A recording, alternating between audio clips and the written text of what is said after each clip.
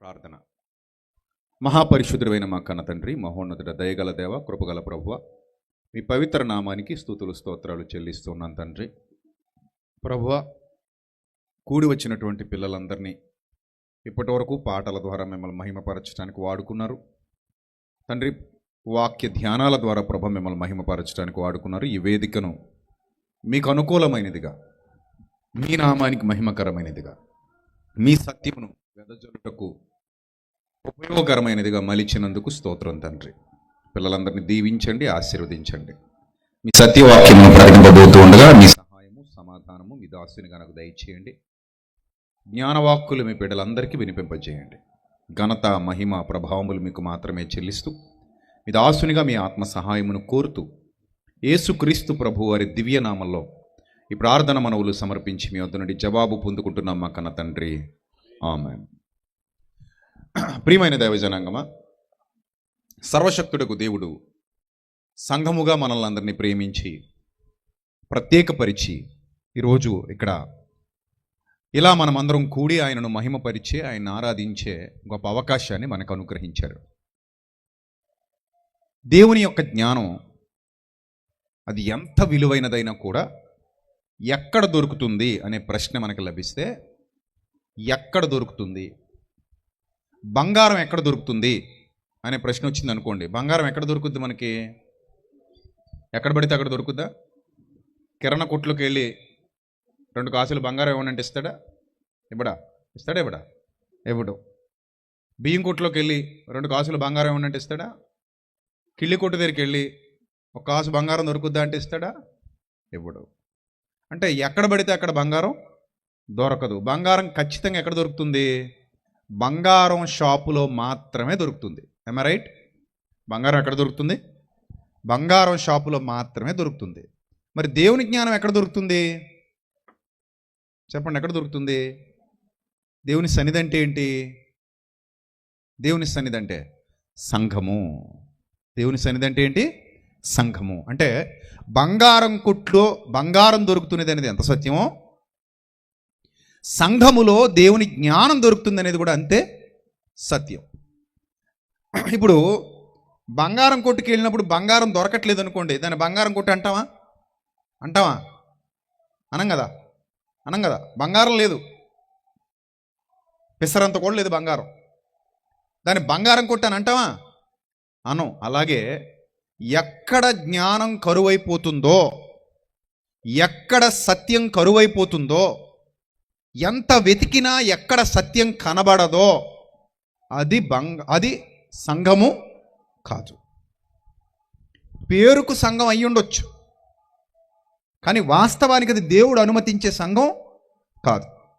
మీరు ఎప్పుడు కూడా బైబిల్ గ్రంథాన్ని జాగ్రత్తగా పరిశీలన చేస్తే, బైబిల్ గ్రంథంలో సంఘము అనగానే సత్యానికి స్తంభము అంటాడు. ఏమంటాడమ్మా? సంఘము అనగానే ఏంటది? సత్యానికి స్తంభము. చూడండి, ఎఫెసీయులకు రాసిన పత్రిక 2వ అధ్యాయము 20వ వచనం జాగ్రత్తగా చదవాలి.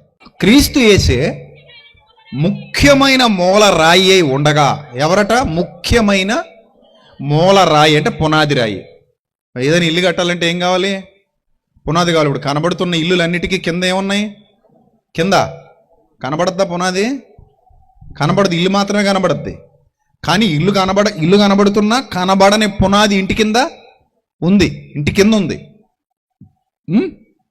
అలాగే సంఘానికి కూడా పునాది ఉంది. పునాది ఎవరు? సాక్షాత్తు యేసుక్రీస్తు. అందుకే ఇక్కడ ఏం చెప్తున్నాడు? క్రీస్తు యేసే ముఖ్యమైన మూల రాయి అయి ఉండగా అపోస్తలులు, ప్రవక్తలు వేసిన ఆ పునాది మీద మీరు కట్టబడి ఉన్నారు. క్రీస్తు యేసు అనే ఆ పునాది మీద మీరు అందరూ ఏమై ఉన్నారు? కట్టబడి ఉన్నారు.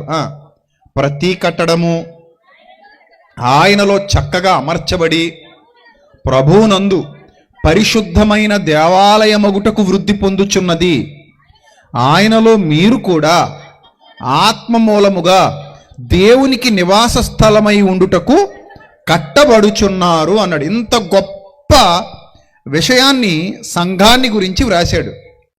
ఇదంతా దేనికి సంబంధించిన మాట? సంఘానికి శిరస్సు ఎవరు? యేసుక్రీస్తు. సంఘానికి పునాది ఎవరు? యేసుక్రీస్తు. సో యేసుక్రీస్తు మీద మీరందరూ ఏమయ్యారట? కట్టబడ్డారు. మీరందరూ ఎవరి మీద కట్టబడ్డారు సంగమా? యేసుక్రీస్తు మీద కట్టబడ్డారు. ఇంత చక్కగా దేవుడు ఇక్కడ వ్రాయించాడు.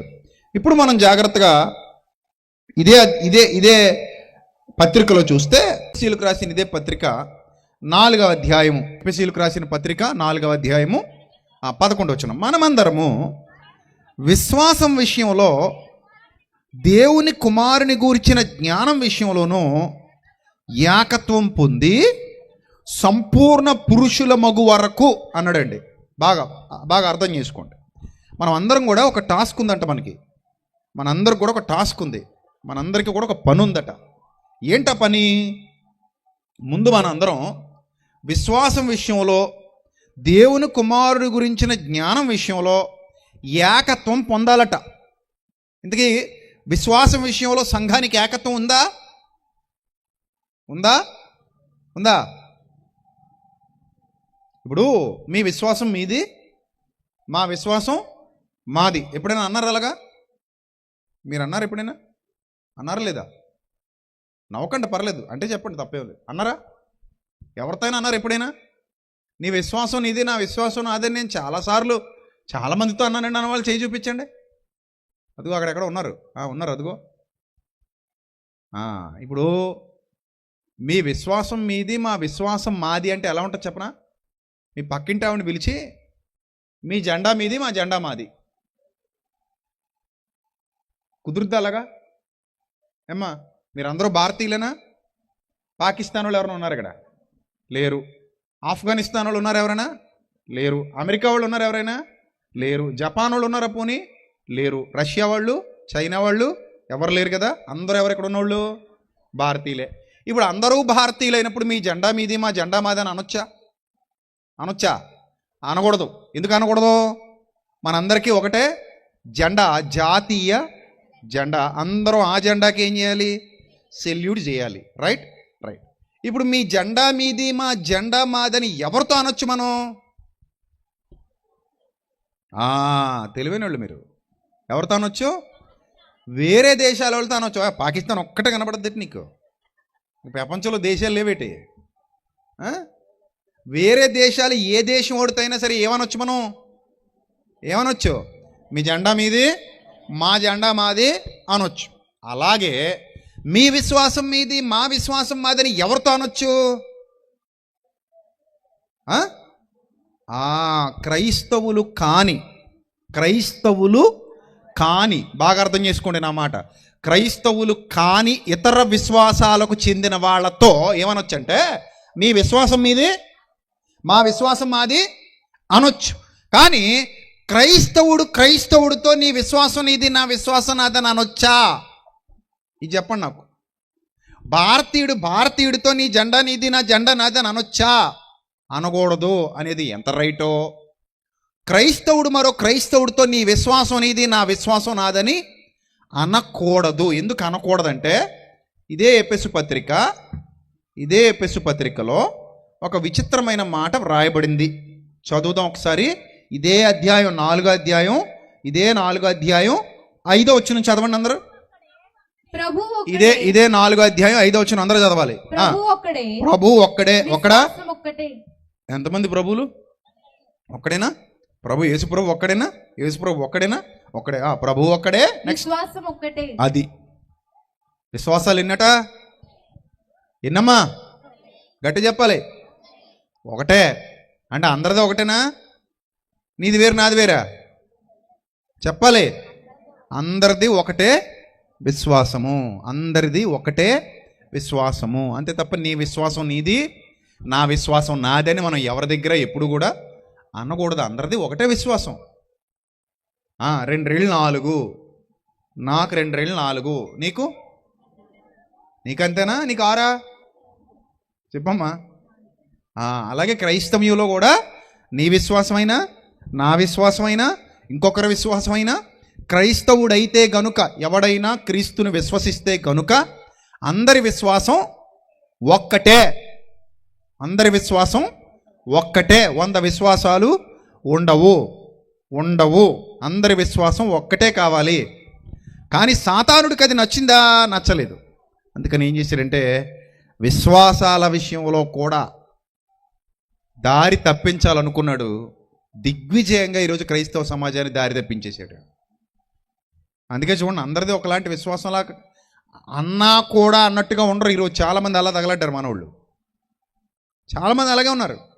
పైపెచ్చి మనవాళ్ళ నోట వెంటే సాతాను ఏమని అనిపింపజేస్తున్నాడంటే, అక్క ఏంటక్క, ఏంటి మీ విశ్వాసం మీది, మా విశ్వాసం మాదక్క, నీ విశ్వాసం నీది, నా విశ్వాసం నాది, మీ సంఘ విశ్వాసం మీ సంఘానిది, మా సంఘ విశ్వాసం మా ఇంత దారుణంగా సాతాను తెలివి లేని వారుగా మార్చేసాడు మనల్ని.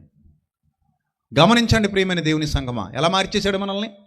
తెలివి లేని వారుగా మార్చేశాడు. అందుకే కానీ దేవుడు అంటున్నాడు, నాయన విశ్వాసం విషయంలో మీరందరూ ఎలా ఉండాలన్నాడు? ఏకత్వము పొందాలి అన్నాడు. ఏం పొందాలట? ఏకత్వము పొందాలి. ఇక రెండో పాయింట్, రెండోది దేవుని కుమారుడు గూర్చిన జ్ఞానం విషయంలో కూడా ఏం పొందాలట? మీరందరూ ఏకత్వం పొందాలి. సంఘం విశ్వాసం విషయంలో ఒక్కటిగా ఉండాలట. అంటే నువ్వు ఎక్కడికి వెళ్ళినా మనందరి విశ్వాసం ఒక్కటే. ముఖ్యంగా మన లోదరణ సంఘాలలో విశ్వాస ప్రమాణాన్ని ఒప్పుకుంటారు కదా, చాలా మంచి పద్ధతి అది. ఇది చెప్పండి ఒకసారి, విశ్వాస ప్రమాణం చెప్పండి, గుర్తు చేయండి నాకు. భూమి ఆకాశములను సృజించిన ఆ సర్వశక్తి గల తండ్రి అయిన దేవునిని నమ్ముతున్నాను. విశ్వాసమేనా ఇది? విశ్వాసమే కదా ఇది, రైట్. నెక్స్ట్, ఆయన ఏకకుమారుడు ప్రభు అయిన యేసుక్రీస్తును నమ్ముతున్నాను. ఇది కూడా విశ్వాసమే. నమ్ముతున్నాను అంటే అర్థం ఏంటి? విశ్వసిస్తున్నాను, రైట్, మంచిది. నెక్స్ట్ మరో పాయింట్, ఈయన పరిశుద్ధాత్మ వలన గర్భము ధరింపబడి కన్య అయిన మరియకు పుట్టి పొంతి పిలాతు అధికారము క్రింద శ్రమపడి సిలువ వేయబడి చనిపోయి సమాధి చేయబడి అదృశ్య లోకము నుండి దిగినదియు చనిపోయిన వారిలో నుండి మూడవ దినమున లేచి పరలోకమునకెక్కి సర్వశక్తి గల తండ్రి అయిన దేవుని కుడి పార్శ్వమున కూర్చుని ఉన్నాడు. సజీవులకును మృతులకును తీర్పు తీర్చుటకు లేదా చేయుటకు పరలోకము నుండి వచ్చిననియు నమ్ముచున్నాము. పరిశుద్ధాత్మను నమ్ముచున్నాము. పాప క్షమాపణ, శరీర పునరుద్ధానం, నిత్య జీవం ఉన్నాయని వినుట వలన విశ్వాసము కలుగును, నమ్ముచున్నాను. నెక్స్ట్, అయిపోయింది కదా, అయిపోయింది. ఇది అందరికీ ఉండవలసిన ఏకత్వపు విశ్వాసం, విశ్వాస విషయమైన ఏకత్వం ఇది. మనం కేవలం బట్టి చదువుతున్నామా, లేకపోతే దీని మీద స్టిక్ అయి ఉన్నామా? నిలబడ్డామా లేదా? నిలబడ్డాం, ఖచ్చితంగా ఏమయ్యాం? నిలబడ్డాం. కానీ ఇదే విశ్వాస విషయంలో అందరూ నిలబడతారా అంటే అందరూ నిలబడరు. మీరు ఏ విశ్వాస ప్రమాణాన్ని అయితే ఇప్పుడు ఒప్పుకున్నారో ఇది చాలా అత్యద్భుతమైన వివరణ, చాలా అత్యద్భుతమైన వివరణ ఇది. ఈ వివరణలో దాగున్నటువంటి ప్రాథమిక మౌలిక సత్యం ఏదైతే ఉందో ఈ సత్యాన్ని ప్రపంచ క్రైస్తవులు అందరూ ఒప్పుకోవాలి. కానీ కొందరు కొన్ని విధాలుగా రకరకాల సిద్ధాంతాలు, క్రైస్తవ్యంలో కొబ్బరికాయలు కొట్టేవాళ్ళు ఉన్నారు లేదా? ఎవరికి కొడతారు వెళ్ళి? ఎవరికి? ఎక్కడెక్కడికో పోయి కొబ్బరికాయలు కొడతారు, కొవ్వొత్తులు వెలిగించుకొస్తారు. ఇంకా వీళ్ళు ఎంత దారుణం అంటే యేసు ప్రభువుకు కూడా తలనీలాలు ఇస్తున్నారంట మనోళ్ళు. ఎవరికి? యేసు ప్రభువు కోసం ఏమి ఇస్తున్నారంట? తలనీలాలంటే అర్థం ఏంటి?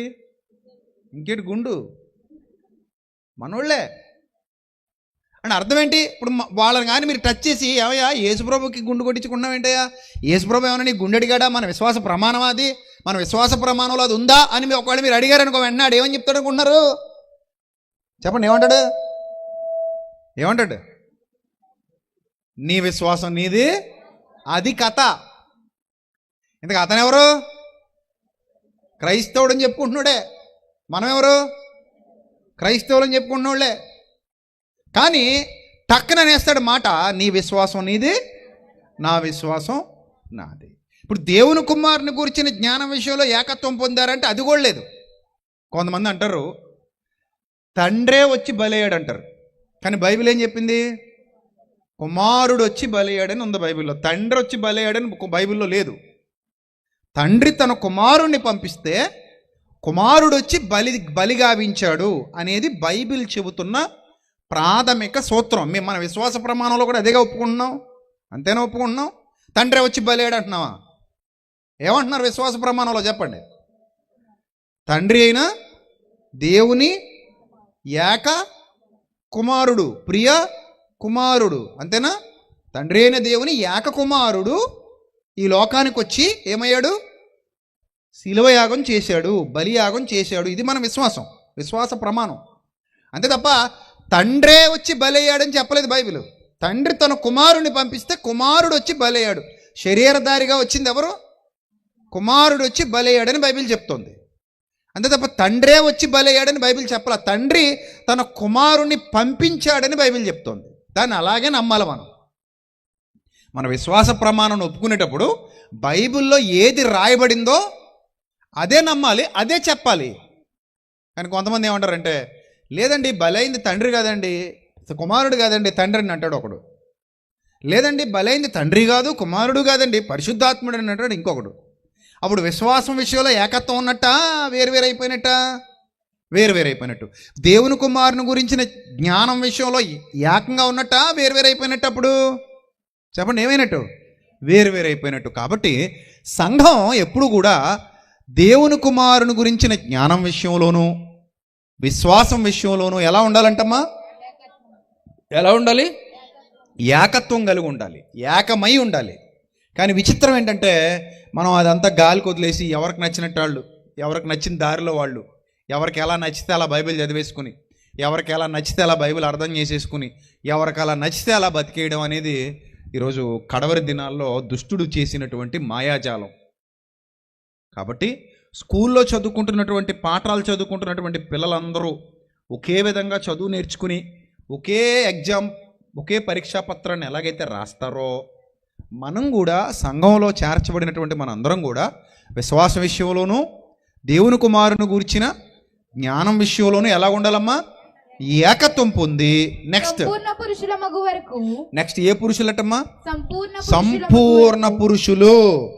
సంపూర్ణ పురుషులు అంటే చూడండి, డాక్టరేట్ ఇవ్వాలనుకోండి ఎవరికైనా ఎప్పుడు ఇస్తారు? జాయిన్ అయిన రోజు ఇచ్చేస్తారా? మరి ఎప్పుడు ఇస్తారు? కోర్సు మొత్తం కంప్లీట్ అయ్యాక ఎగ్జామ్ పెట్టి ఎగ్జామ్లో పాస్ అయ్యాక అప్పుడు ఏమిస్తారు? డాక్టరేట్ ఇస్తారు, అప్పుడు సర్టిఫికెట్ ఇస్తారు. ఇప్పుడు మనం కూడా సంఘం కూడా జ్ఞానానికి కేంద్రం అవ్వాలి, సంఘం జ్ఞానానికి నిలయం అవ్వాలి, సంఘం జ్ఞాన సముపార్జనలో ఉండాలి. జ్ఞానం సంఘంలో తప్ప ఎక్కడ దొరకకూడదు. అంత ఎక్కువ నాలెడ్జ్ సంఘం గెయిన్ చేయాలి. అర్థమైందా? నానా విధమైన జ్ఞానము ఎవరి ద్వారా తెలియపరచబడాలి? సంఘము ద్వారా తెలియపరచబడాలి. సంఘం అంత గొప్ప స్థితిలో ఉండాలి, సంఘం అంత గొప్ప స్థాయిలో ఉండాలి. దేవుడు కోరుకుని సంఘాన్ని అందుకే స్థాపించాడు. దేవుడు సంఘాన్ని స్థాపించింది ఎందుకు? మీరందరూ జ్ఞానవంతులు కావాలని, మీరందరూ వివేకవంతులు కావాలని. అంటే మీరు సంఘానికి వస్తున్నారంటే ఎందుకు వస్తున్నారు? ఉల్లిపాయలు పాటెట్టడానికా? మరెందుకు? బీరకాయలు పాటెట్టడానికా? మరెందుకు? క్యాలెండర్లు పాట పాడుకోవడానికా? కొన్ని సంఘాల్లో క్యాలెండర్ల పాట అంటే గొడవ పెట్టేసుకుంటున్నారు. మరి గొడవ. మీరు దేవుని సంఘానికి వచ్చేది దేవుని జ్ఞానాన్ని మీ సొంతం చేసుకోవడానికి. దేవుని నామానికి మహిమ కలుగును గాక. చదవండి, అక్కడ ఏమంటున్నాడంటే సంపూర్ణ పురుషులైపోవాలట. సంపూర్ణ పురుషులైపోవాలి. స్కూల్కి వచ్చాం, సంపూర్ణ పురుషులు. ఇప్పుడు 10th క్లాస్కి వచ్చావురా, ఇంకా ఎక్కాలు కూడా రావురా నీకు అంటే ఎలా ఉన్నది? మరి అలాగే సంఘం అట సంపూర్ణ పురుషులు అవ్వడానికట. సంఘం ఎందుకట? క్రీస్తునందు ఏమవ్వాలట? మనందరం ఏమవ్వాలి? సంపూర్ణ పురుషులు అవ్వాలి. సంపూర్ణ పురుషులు అవ్వాలి. చూడండి, మరి ఇక్కడ సంపూర్ణ పురుషులు ఎంతమంది అయ్యారు? ఇప్పుడు మిమ్మల్ని అడుగుతున్నాను, పాత నిబంధన మాట పక్కన పెడదాం కాసేపు. కొత్త నిబంధన మొత్తం జాగ్రత్తగా చదివేశానన్న వాళ్ళు చేయి చూపించండి. ఎంతమంది ఉన్నారు? లెక్క 1 2 3 4 5 6, అక్కడ 2 8, ఇన్ని వందల మందిలో ఎంతమంది వేయలేరు? మనకి 8 మంది. మరి మిగిలిన అందరూ సిగ్గుపడాలా, ఆనందపడాలా? సిగ్గు లేకుండా సిగ్గుపడాలని చెప్తున్నారు. సిగ్గుపడాలని ఎలా చెప్తున్నారు? సిగ్గుపడకుండా చెప్తున్నారు. ఏం పడాలని? సిగ్గుపడాలని. ఇంకెంత బరి తెగించిపోతే ఎవడేం చెప్తాడు ఇంకా? ఏందమ్మా, ఇప్పుడు బళ్ళో జాయిన్ అయింది ఎందుకు? చదువుకోవడానికైనా? మీ పిల్లలు రేపటి నుంచి బడికి వెళ్ళి ఏవి చదవకుండా వస్తే మీరు వాళ్ళని కొట్టడానికి కూడా అధికారం లేని వాళ్ళు.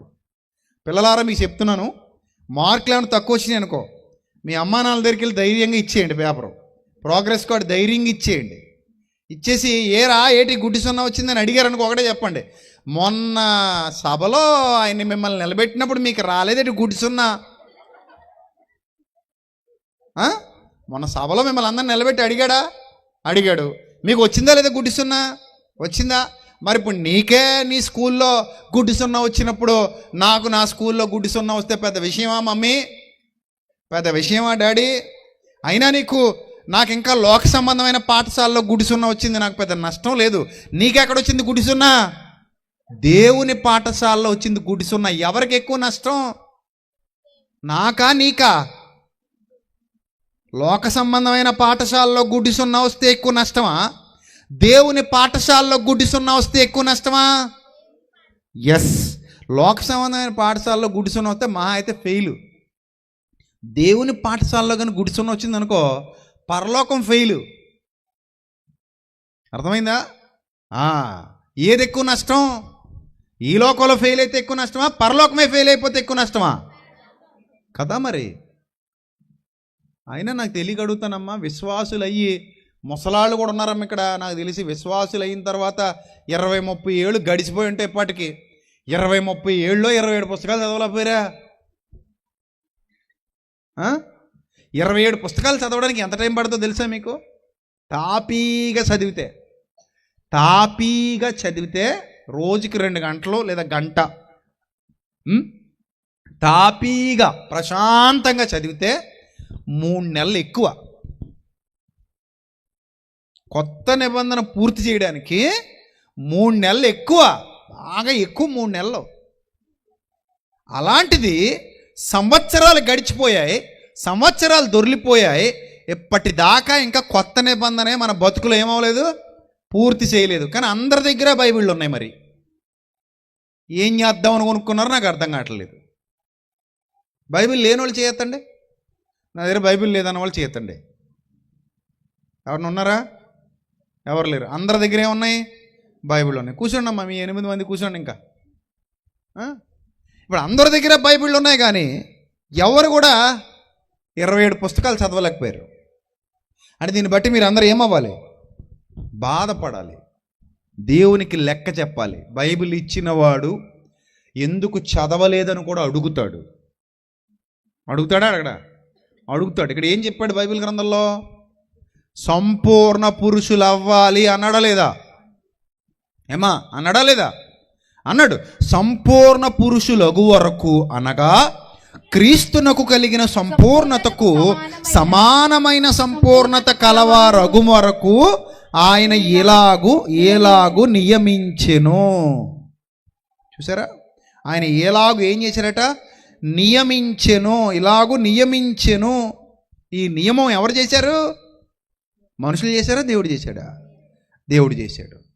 ఇప్పుడు వాక్యం చదవమని చెప్పేది నేనా అమ్మా దేవుడా? చెప్పండి అమ్మ, ఎవరు చెప్పారు? దేవుడేగా చదవమని చెప్పాడు. దివారాత్రము దాన్ని ఏం చేయమన్నాడు? ధ్యానించండి అన్నాడు.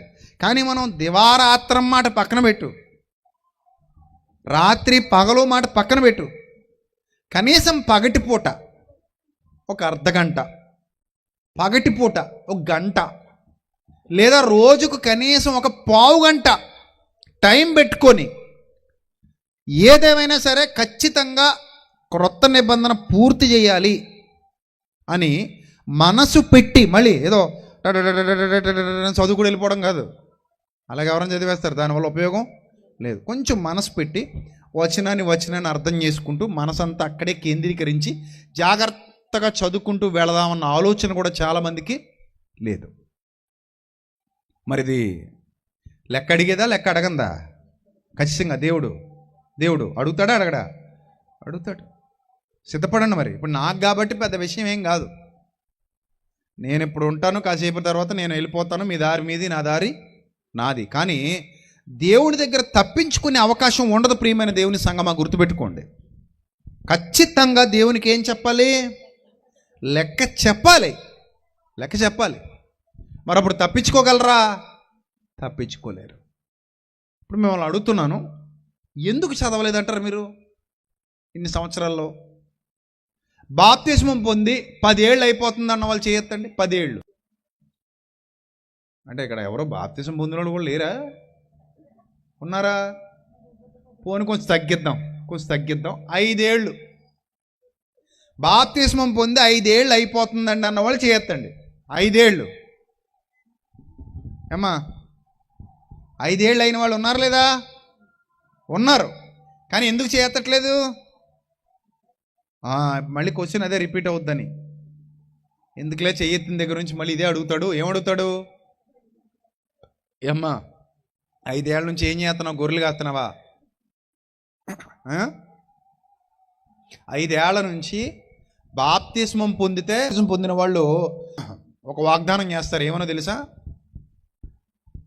ఒక నినాదం ఉంటుంది. ఏమనంటే, నా మట్టుకైతే బ్రతుకుట క్రీస్తే, చావైతే లాభమే. నినాదంలో చాలా గాఢత ఉంటుంది.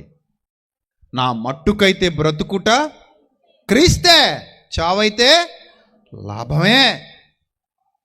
చచ్చిపోతేనే లాభం మాకు అనేంత గొప్ప నినాదం అది. అంత పెద్ద నినాదం చేస్తారే.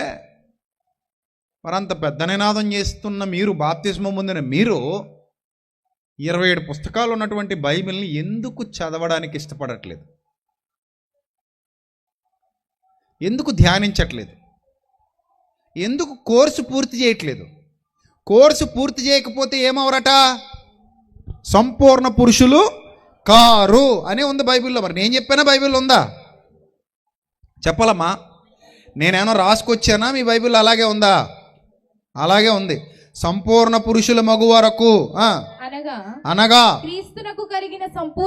క్రీస్తునకు కలిగిన సంపూర్ణతకు సమానమైన సంపూర్ణత కలవార మగు వరకు ఆయన ఎలాగూ నియమించినని అంటాడు.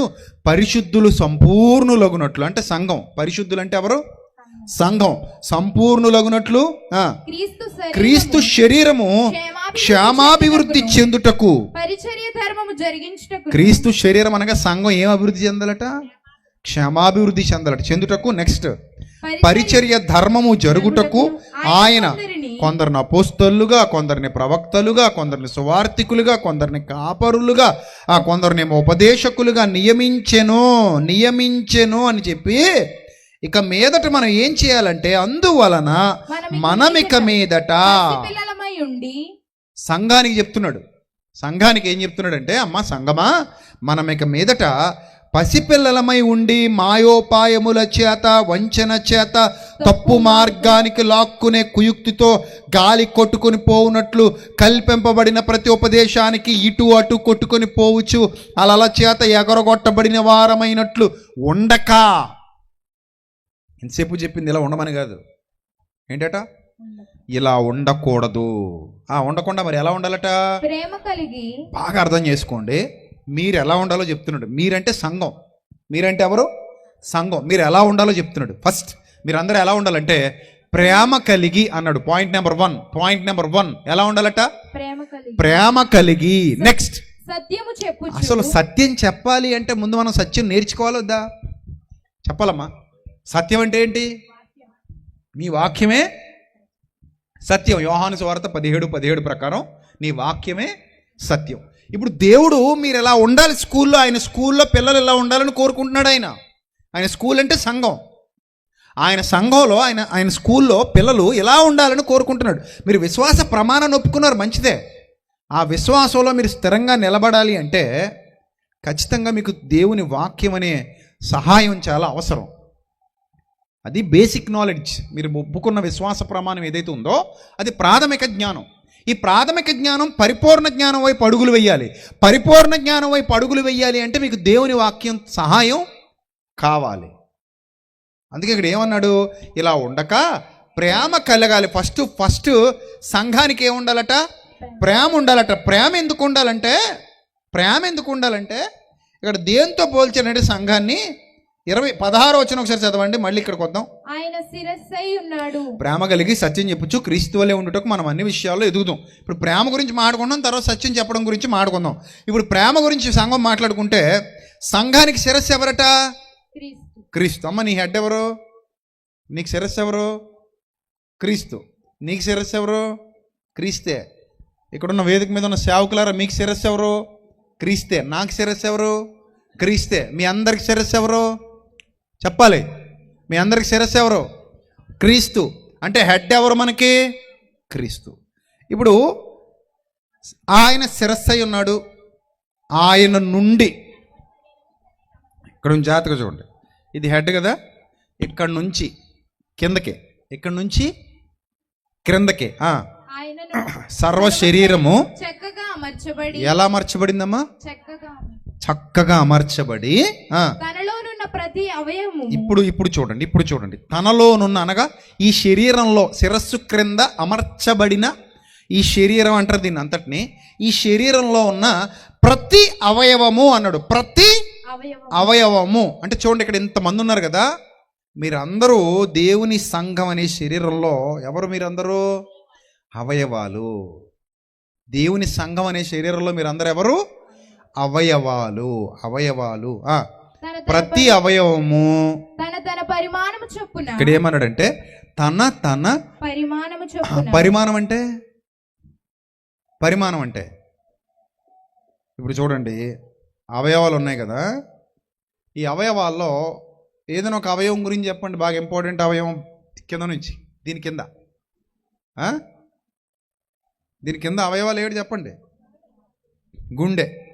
గుండె పని ఏంటి, గుండె పని ఏంటమ్మా, మాకు తెలియదండి. మాకేం తెలుసండి, గుండె కొట్టుకుంటుందా లేదా అప్పుడప్పుడు చూసుకుంటామండి. కొట్టుకుంటుందంటే బాగానే ఉందని మా పని మేము చేసుకుంటామండి, అంతేనండి. గుండె పని ఏంటి, శరీరం అంతటికి మోటార్. ఇది శరీరం అంతటికి ఏంటిది, మోటార్. Switch ఎక్కర్లేని motor. ఎప్పటికప్పుడు ఈ మోటార్ ఏం చేస్తుంది, మొత్తం శరీరం అంతటికి ఏం చేస్తుంది, బ్లడ్ సప్లై చేస్తుంది.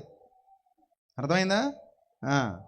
పైకి కిందకి అరికాలు మొదలుకొని నడినెత్తి వరకు రక్తం సరఫరా అవుతానే ఉంటుంది ఈ మోటార్ వల్లే. ఈ మోటార్ కరెక్ట్గా పనిచేస్తుంది. అందుకే నువ్వు హాయిగా ఇక్కడికి వచ్చి కూర్చుని దేవుని మాటలు వింటున్నావు. ఒకవేళ ఈ మోటార్లో ఏమైనా తుక్కు అడ్డుపడినా, ఏమైనా ఎక్కడైనా జామ్ ఏర్పడినా ఇక్కడ ఉంటావా, క్లియర్, టక్కన పడిపోతాం అంతే వెనక్కి. అది ఆ మోటార్కున్న వాల్యూ. అర్థమైందా? రైట్. సో ఈ ప్రతి అవయవము తన పరిమాణము చొప్పున పని చేస్తుందట. ఆదేశాలు ఎక్కడి నుంచి వస్తున్నాయంటే శిరస్సు నుంచి వస్తున్నాయి.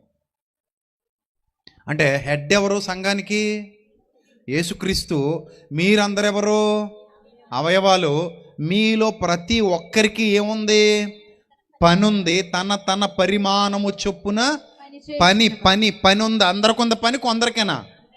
అందరికీ పని ఉంది. ఎందుకంటే అవయవాలలో ఉన్నామంటే ఖచ్చితంగా ఏదో ఒక పార్ట్ అయి ఉంటాం. అయితే లివర్ అయి ఉండాలి, లేకపోతే కిడ్నీ అయి ఉండాలి, లేకపోతే నరాలై ఉండాలి, లేకపోతే పేగులై ఉండాలి, కాళ్ళై ఉండాలి, చేతులై ఉండాలి, ఇలాగా రక్తమై ఉండాలి. రకరకాలు లోపల ఎన్నో రకాల అవయవాలు ఉన్నాయి.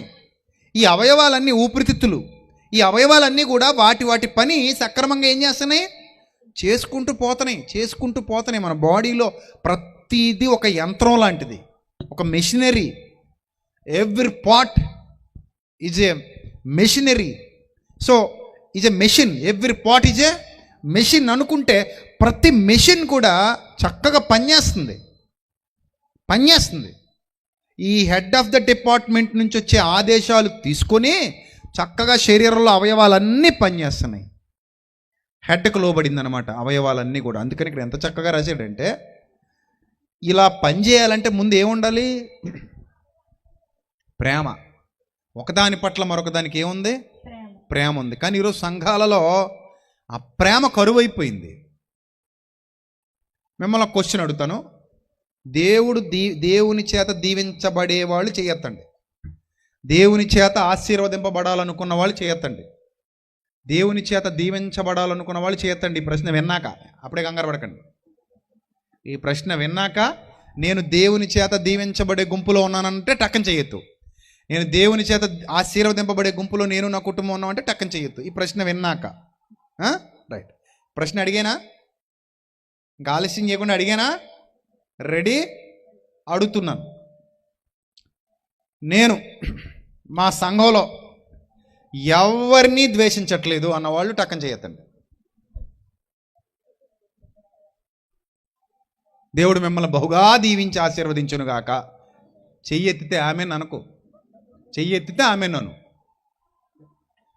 చెయ్యెత్తితే ఆమెను. నేను మా సంఘంలో ఎవరిని ద్వేషించట్లేదు. ఎవరిని ఒక్కరిని కూడా ద్వేషించట్లేదు.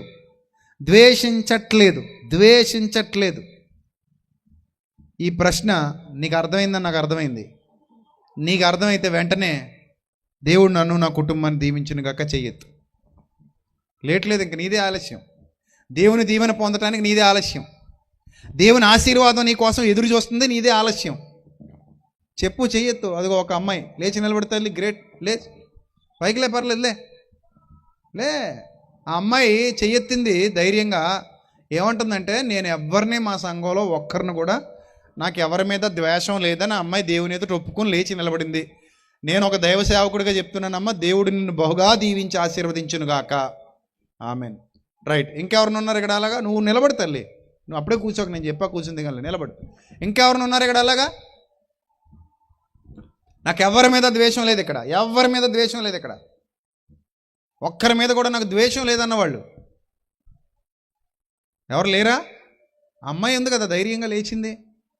అంటే మీరు అందరూ కుళ్ళు బుద్ధులోళ్ళా? అందరిది కుళ్ళు బుద్ధేనా? పక్కోళ్ళు పడి ఎడుతూ ఉంటారేటి ఎప్పుడును? ద్వేషమా, అసూయ ఎవరొకరి మీద, కుళ్ళు కుతంత్రాలు, ఈ దరిద్రం అంతా మనసులో ఉంటుంది. ఎప్పుడు పక్కోడిని చూసి ఏడుస్తూ ఉంటారా? పక్కోడిని ద్వేషిస్తూ ఉంటారా? మరే ఆ అమ్మాయిలాగా చెయ్యొద్దండి అమ్మా, తప్పే ఉంది. ఉన్నారా అలాంటి వాళ్ళు? లేరా? అమ్మ నీకేమన్నా ద్వేషం ఉంది ఎవరి మీదైనా? మరి ఏమన్నా అలా చూస్తున్నావే సెంట్రల్ విగ్రహంలాగా? కదులు మెదులు లేకుండా ఇప్పుడు జీవం గల దేవుని పిల్లలు మీరు, విగ్రహాలు కాదు కదా మీరు. సెంటర్లో బొమ్మలు అనుకోండి, అలాగ ఉంటాయి. కాగిరి అట్టేసినా కదలవు, తుడుచుకోవు. ఎందుకంటే బొమ్మలు కాబట్టి. మీరు బొమ్మలా మనుషులా? మరి మనుషులైతే మీకు ఏముండాలి? స్పందన ఉండాలి. స్పందన ఏముండాలి? స్పందన. ఇప్పుడు మీ అందరికీ ఒకటే చెప్తున్నాను, మీకు ఎవరి మీద కూర్చోదాలి, ఎవరి మీద మీకు ద్వేషం లేకపోతే, నాకెవరి మీద ద్వేషం లేదు అని మీరు సమాధానం ఇవ్వగలిగితే మీరు ధన్యులు. ఎందుకంటే మీరు ఏం కలిగి ఉన్నారు చెప్పండి? ఏం కలిగి ఉన్నారు? ప్రేమ కలిగి ఉన్నారు. సంఘంలో అందరూ ఏం కలిగి ఉన్నారు? ప్రేమ కలిగి ఉన్నారు. ప్రేమ కలిగి ఉండడం అంటే అర్థం ఏంటి? అవయవాల్లో ఒకదానికి ఏముండాలి? ప్రేమ లేదనుకోండి, అవయవాలు ఇలా ఉంటాయేటి? ఒక్కదాని మీద ఒకటి దాడి చేసుకుంటే ఎవరు పోతారు? మీ కుటుంబంలోనే మీరు కత్తులు పట్టుకుని నరుక్కున్నారనుకోండి, ఎవరికి నష్టం? మీకే నష్టం. మీ చేతులు రెండు కలిసి దెబ్బలాడుకుని ఒకదాన్ని ఒకటి నరుక్కుంటే ఎవరికి నష్టం? మీ శరీరానికే నష్టం. పోనీ ఇప్పుడు చేతులు రెండు కాకుండా రెండు చేతులకి రెండు కాళ్ళకి యుద్ధం జరిగి కాళ్ళు చేతుల మీద తిరగబడి చేతులు కాళ్ళ మీద తిరగబడితే ఎవరికి నష్టం? అది మీకే నష్టం. చేతులు కళ్ళును పొడి చేస్తే ఎవరికి నష్టం? మీకే నష్టం. అవునా? అంటే మన శరీర అవయవాల మీద దాడి చేస్తే, ద్వేషాన్ని పెంచుకుంటే దేనికి నష్టం? శరీరానికి నష్టం. అలాగే సంఘంలోని వారినే ద్వేషించడం మొదలు పెడితే ఎవరికి నష్టం? సంఘానికి నష్టం. సంఘానికి నష్టం జరిగితే ఆటోమేటిక్గా ఎవరికి నష్టం? దేవునికి, శిరస్సుకి నష్టం. కాబట్టి సంఘం ఎలా ఉండాలని కోరుకున్నాడు? ప్రేమ కలిగి. ఇప్పుడు మీ శరీరంలో అవయవాలు ప్రేమ కలిగి ఉండాలని మీరు కోరుకుంటున్నారా? ఒకదానికొకటి వ్యతిరేకం అవ్వాలని మీరు కోరుకుంటున్నారా? చెప్పండి. మీ శరీరంలో అవయవాలు ఒకదానికి ఏమై ఉండాలి? కన్ను ఏడిస్తే చెయ్యి ఏం చేయాలి? కన్ను ఏడిస్తే చెయ్యి ఏం చేయాలి? తొడవాలా వద్దా? లేకపోతే ఇంకో పొడి చేయాలా? చెప్పమ్మా. ఇంకో పొడిచేస్తే బాగుంటుందా? తుడిస్తే బాగుంటుందా? ఎలాగా అంటే కన్ను ఏమో ఇక్కడ ఉంది, చెయ్యేమో ఇక్కడ ఉంది, కానీ ఏడుస్తుంటే వచ్చి ఏం చేస్తుంది? తుడుస్తుంది. ఇది శరీర ధర్మం. కాల్లో ముళ్ళు గుచ్చుకుంది, కన్ను ఏం చేస్తుంది? ఏడుస్తుంది. ఇది శరీర ధర్మం. కాల్లో ముళ్ళు గుచ్చుకుంటే కన్ను ఏం చేస్తుంది? ఏడుస్తుంది. శరీర ధర్మం. అప్పుడు చెయ్యిళ్ళు ఏం చేస్తుంది? ఆ ముళ్ళు తీస్తుంది. ఇది శరీర ధర్మం. అన్నం ఎవరు తింటున్నారు? నోరు తింటుంది. అరిగించే పని ఎవరు చేస్తున్నారు? పొట్ట చేస్తుంది. ఆ అరిగించిన దాన్ని రక్తంలో కలిపే పని ఎవరు చేస్తున్నారు? లివరు, కిడ్నీలు వాటి పనివి చేస్తున్నాయి. ఇప్పుడు రక్తంలో కలిసిన తర్వాత ఈ బలమైన రక్తాన్ని శరీరం అంతా ఎవరు సరఫరా చేస్తున్నారు? గుండె సరఫరా చేస్తుంది. చక్కటి ఆలోచనలు ఎవరు ఇస్తున్నారు? మెదడు ఇస్తుంది. అన్నీ కలిసిమెలిసి ఉన్నాయా, లేకపోతే ఒకదానికొకటి వ్యతిరేకంగా ఉన్నాయా? కలిసిమెలిసి ఉన్నాయి కాబట్టి మీరు ఆనందంగా వచ్చి ఇక్కడ కూర్చున్నారు. నేను తింటాను తప్ప నేను అరిగించను అందనుకో. ఇది నువ్వు అరిగిస్తే అరిగించుకో, నేను కరిగించనందనుకో ఇంకొకటి. నువ్వు కరిగిస్తే కరిగించుకో, నేను పంచనందనుకో మరోటి. ఏమైంది శరీరం? చెప్పండి, ఏమైంది శరీరం? చచ్చిపోయింది. శరీరం ఏమైంది? చచ్చిపోయింది. నీ శరీరంలోనే బోల్డని పాఠాలు పెట్టాడు దేవుడు, గుర్తుపెట్టుకో. శరీరాన్ని చేసింది ఎవరు? నేల మంటితో నరుని నిర్మించింది ఎవరు? దేవుడేగా. నేల మంటితో నరుని నిర్మించిన దేవుడు నీ దేహంలోనే బోలెడన్ని పాఠాలు పెట్టి నీకు పాఠాలు నేర్పిస్తున్నాడు. ప్రియమైన దేవుని సంగమా, అదే ఉదాహరణ ఇక్కడ పౌలు భక్తుడు రాయించాడు. పౌలు భక్తుడు చెప్పిన ఉదాహరణ అదే. శరీరాన్ని ఉదాహరణగా చూపించి ఇక్కడ మాట్లాడుతున్నాడు పౌలు భక్తుడు. ఏమంటున్నాడంటే, ప్రేమయందు ఆయన శిరస్సు ఉన్నాడు కనుక ఆయన నుండి సర్వశరీరం చక్కగా అమర్చబడి తనలోనున్న ప్రతి అవయవము తన పరిమాణము చొప్పున పనిచేయుచుండగా ప్రతి కీలు వలన కలిగిన బలము చేత అతకబడి, అబ్బా ఎంత మంచి మాట, ప్రతి కీలు వలన కలిగిన బలము చేత ఏమై అతకబడి ప్రేమయందు తనకు క్షేమాభివృద్ధి కలుగునట్లు శరీరమునకు అభివృద్ధి కలుగజేసుకొనుచున్నది. ఎంత మంచి ఉదాహరణ చెప్పాడు. సంఘానికి శరీరానికి లింక్ పెట్టాడు. దేనికి లింక్ పెట్టాడు? సంఘానికి శరీరానికి లింక్ పెట్టి చక్కటి ఉపదేశం చేశాడు ఇక్కడ పౌలు భక్తుడు సంఘానికి. ఏమనంటే, మీరు నాయన ప్రేమ కలిగి సంఘం అంతా ఒకరి మీద ఒకరికి ద్వేషాలు ఉండకూడదు. ఒకరి మీద ఒకరికి ఏముండాలి? ప్రేమ ఉండాలి. మీలో మీకు ద్వేషాలు ఎందుకు? ఇప్పుడు చాలామంది సంఘాలు నిర్వీర్యం అయిపోవడానికి గల కారణం ద్వేషం. ఒకరంటే ఒకరికి పడదు, ఒకరంటే ఒకరికి గిట్టదు. పెద్దలకి పడట్లేదు కొన్ని సంఘాల్లో, సేవకులకి పడట్లేదు మరి కొన్ని సంఘాల్లో, విశ్వాసులకు పడట్లేదు. న్యాయమైన రీజన్స్ ఏమీ లేవు వాళ్ళకి. పోనీ వాళ్ళు ఏదో లోకంలో కలిసిపోయారు కాబట్టి మనం వాళ్ళని గద్దిస్తున్నామంటే ఒక అర్థం ఉంది. వాళ్ళు ఏదో ప్రభువుకు వేరుగా నడుస్తున్నారు కాబట్టి మనం గద్దిస్తున్నామంటే ఒక అర్థం ఉంది. లేదా దేవుని ధనం పట్ల వారు సరిగా వ్యవహరించట్లేదు కాబట్టి వారిని గద్దిస్తున్నామంటే ఒక అర్థం ఉంది. పరిచర్య సరిగ్గా చేయట్లేదు కాబట్టి వారిని గద్దిస్తున్నామంటే ఒక అర్థం ఉంది. ఉత్తపుణ్యాన అకారణ ద్వేషాలు, అకారణ గొడవలు, కొట్లాట్లు ఇలాగ అయిపోతున్నాయి. కొన్ని చోట్లేమో ఎలక్షన్ గొడవలు, కొన్ని చోట్ల ఇంకో గొడవలు, ఒకరినొకరు చూడలేకపోవటాలు, అందరూ ఒకే చోట ఉంటారు కానీ ఒకరంటే ఒకరికి పడకపోవటాలు. అలా ఉండకూడదు. ప్రేమ కలిగి. రెండోది ఏంటట? సత్యము చెప్పుచో. ఏం చెప్పాలటమ్మా? సంఘము సత్యమునకు స్తంభం అంటాడు తిమోతి పత్రికలో. సంఘం సత్యానికి ఏంటట? స్తంభం. ఇప్పుడు సంఘం ఏం చెప్పాలంటున్నాడు? సత్యం చెప్పాలి. సత్యం చెప్పాలంటే మరి మీరు నేర్చుకోవాలా వద్దా? చెప్పాలమ్మా. సత్యం చెప్పాలంటే మీరు నేర్చుకోవాలా వద్దా? నేర్చుకోవాలి. నేర్చుకోవాలంటే చదవాలా వద్దా? చదవాలి. బైబిలే చదవని మనం దేవుని పిల్లలం ఎలా అవుతాం? బాప్తిస్మం పొంది కొత్త నిబంధన ఇంకా పూర్తి చేయలేకపోయామంటే దేవుని పిల్లలం ఎలా అవుతాం? మీరే చెప్పండి. అందుకే సత్యము చెప్పుచు క్రీస్తు వలె ఉండుటకు మనం అన్ని విషయాలలో ఎదుగుదాం అన్నాడు. ఏమన్నాడమ్మా? అన్ని విషయాల్లో ఎదుగుదాం. ఎదుగుదాం. ఎదుగుదాం. ఎదుగుదామా? ఎదుగుదామా? సరే, ఎదుగుదాం. ఎదుగుతున్నావా? చెప్పండి, ఎదుగుతున్నావా? ఎదుగుతున్నావా? ఎక్కడేసిన గొంగలు అక్కడే అన్నట్టుగా ఉండిపోయావా? చెప్పండి, ఏం చేస్తున్నావు? ఎదుగుతున్నావా? ఎక్కడేసిన గొంగలు అక్కడే అన్నట్టుగా ఆగిపోయావా? ఎదగాలి. ఎదగకపోతే సంఘం చచ్చిపోయినట్టు లెక్క. ఇప్పటి వరకు నేను ఏదైతే మీకు చెప్పానో వాటన్నిటిలో మనం ఎదగాలి. ఎందుకంటే మనం ఒకరికొకరు అవయవాలు. 25వ వచనం, అదే 4వ అధ్యాయం 25వ వచనం. మనం ఒకరికొకరు ఏమై ఉన్నామట? అవయవాలు. ఈ అవయవాలన్నీ ఒకదానితో ఒకటి ఏమై ఉన్నాయి? అతకబడి ఉన్నాయా లేదా విడివిడిగా ఉన్నాయా? కలిసే ఉంటాయి. అన్నీ ఒకే శరీరంలో ఉంటాయి. అన్నీ ఒకే శరీరంలో కలిసి ఉంటాయి. ఎవరి పని వాళ్ళు చేస్తారు. దేని పని దాందే, కానీ అన్నీ ఒకే చోట ఉంటాయి. దేని పని దాందే, అన్నీ కలిసి ఉంటాయి. దేని పని అది సంపూర్ణంగా చేస్తుంది, కానీ శరీరంలో చక్కగా ఉండి శిరస్సుకు లోబడుతుంది. ఇలా ఉండాలి సంఘమా నువ్వు అంటున్నాడు దేవుడు. ఇలా ఉండాలి యవనస్తులారా మీరందరూ. ఇలా ఉండాలి దేవుని పెద్దలారా, సంఘంలో పెద్దలారా మీరందరూ. ఇలా ఉండాలి జ్ఞాన సంపన్నులుగా మీరందరూ. విశ్వాసం విషయంలో ఎక్కాలి, ఏకత్వం ఉండాలి. దేవుని కుమారుని గురించిన జ్ఞానం విషయంలో ఏకత్వం ఉండాలి. మీరందరూ ఒకరికొకరు అవయవాలుగా ఉండి క్రీస్తునందు సంపూర్ణ పురుషులుగా ఎదగాలి. ఇది దేవుని నియమం. ఎవరి నియమం? దేవుని నియమం. ఈ నియమాన్ని కాదనే హక్కు ఏ సంఘానికి లేదు. కాబట్టి ఈ రాత్రి వేళ దేవుని మాటలు విన్న మీ అందరికీ ప్రేమతో చెప్తున్నాను, క్రీస్తు మిమ్మల్ని దేవుని పాఠశాలకు నడిపించారు. ఇప్పుడు మీరందరూ సంఘము అనేటువంటి దేవుని పాఠశాలలో ఉన్నారు. ఇక్కడ పాఠాలు నేర్చుకుంటూ దేవునిలో ఎదగగలిగితే మీరు సంఘంగా పిలువబడతారు. లేదు,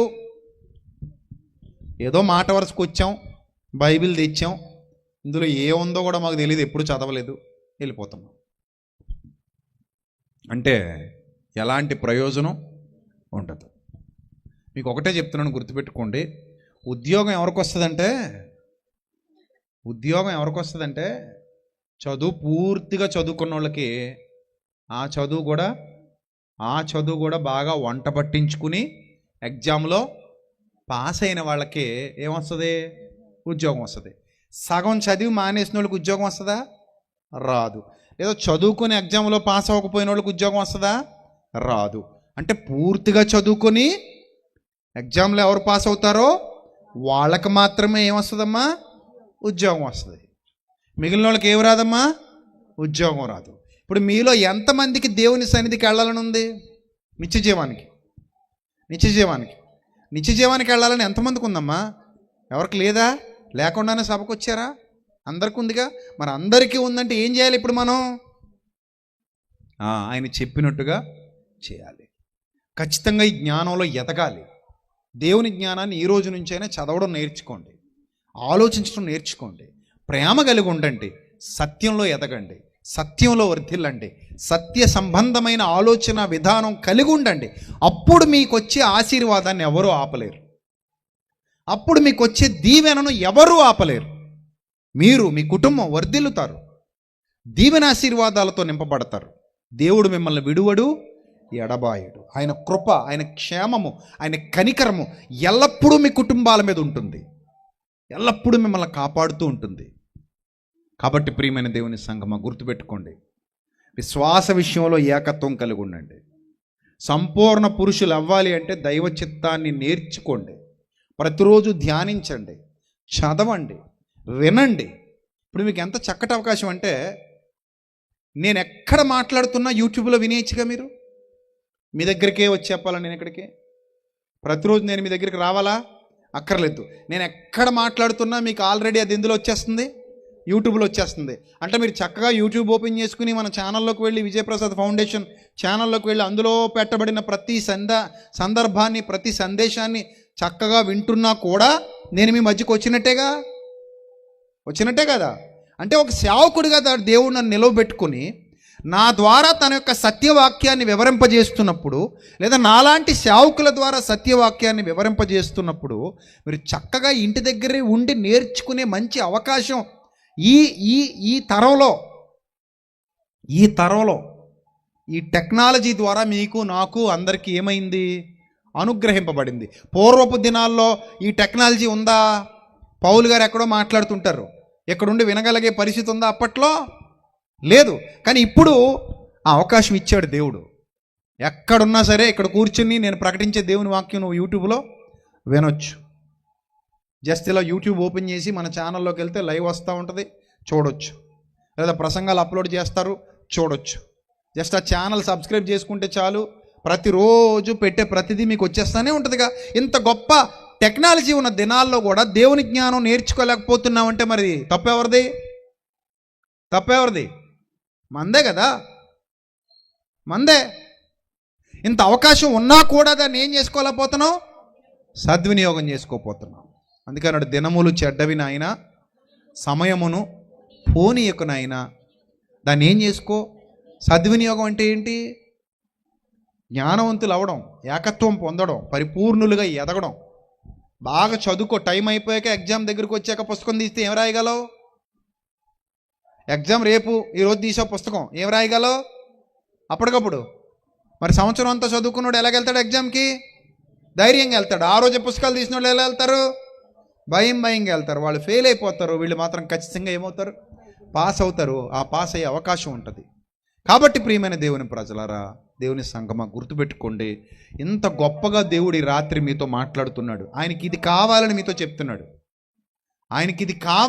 చెప్తున్నాడు. మైక్ ఆన్ చేసుకుని మీరు ఏదో చెప్పుకుంటున్నారు అక్కడ. మీకు ఎందుకు ఇచ్చారు మైకు? మాట్లాడుకోవడానికా? మరి ఎందుకు ఇచ్చారు మైక్ మీకు? రైట్. సో దేవుని జ్ఞానాన్ని నేర్చుకొని ఎదగాలి, గొప్పవాళ్ళు కావాలి, ఆయన సన్నిధిలో నిలబడాలి, ఆయన సన్నిధి కాంతిలో వర్ధిల్లాలి, మీ కుటుంబాలు దీవించబడాలి, మీరు ఆశీర్వదింపబడాలి, మంచి విద్యార్థులుగా మారాలి మీరందరూ. ఏ విద్యార్థులు?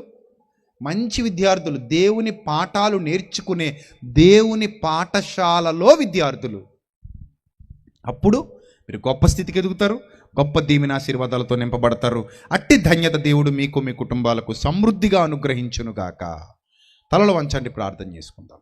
మహాపరిశుద్ధుడైన మా కన్న తండ్రి, మహోన్నతుడ, దయగల దేవ, కృపగల ప్రభువా, ఇంతవరకు మీ పిల్లలతో సూటిగా మాట్లాడినందుకు స్తోత్రం తండ్రి. అనేకమైన జ్ఞాన సంగతులు మీ పిల్లలకు వివరించడానికి సహాయం చేశారు. వెత్తబడిన ప్రతి మాట వారి హృదయాలలో 30దంతులుగా, 60దంతులుగా, 100దంతులుగా ఫలించినట్లు సహాయం దయచేయండి. వారు విని విడిచిపెట్టే గుంపులో గాక విన్న వాక్యమును అనుసరించి జీవించగలిగే భాగ్యాన్ని ప్రసాదించమని ఘనత, మహిమ, ప్రభావములు మీకు మాత్రమే చెల్లిస్తూ యేసుక్రీస్తు నామములో ఈ ప్రార్థన మనవులు సమర్పించి మీ యొద్ద నుండి జవాబు పొందుకుంటున్నాం మా కన్న తండ్రి. Amen, amen. అందరికీ వందనాలు. May Lord bless you all, love you all. Thank you, God bless you. దేవుడు మిమ్మల్ని, మీ కుటుంబాన్ని బహుగా దీవించి ఆశీర్వదించునుగాక. ఆమెన్. Thank you.